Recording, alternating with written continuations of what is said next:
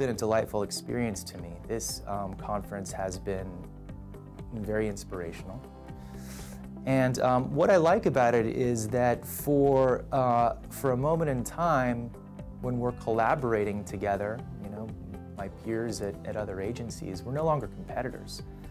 We are allies. It's an amazing idea to get people in a room together to talk about an ambiguous, impossible subject and learn about how we're talking about it openly together when you can actually hear each other out loud.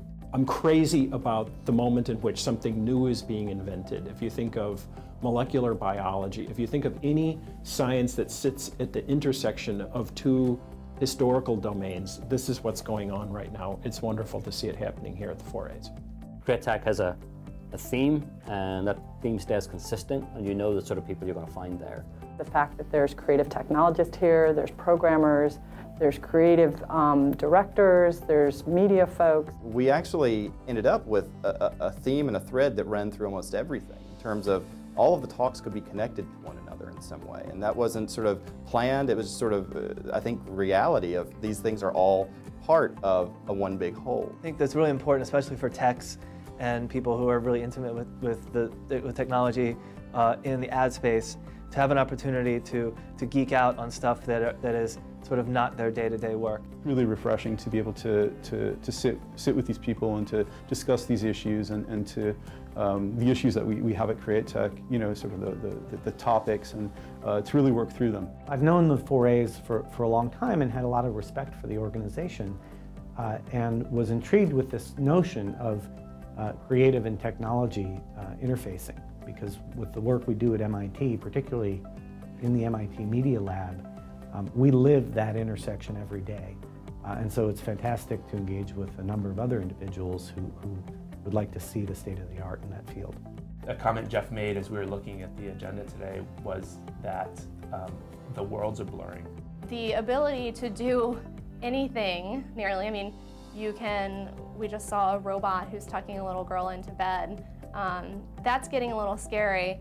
But I think it's giving humans the opportunity to really put their time and energy into the things that they want. What's changing in advertising now is the tools and the platforms. What's not changing is the storytelling and the creativity. But I think one of the things we discussed in our panel was how does the business of creativity sort of progress using new tools? I'm a big believer in the intersections.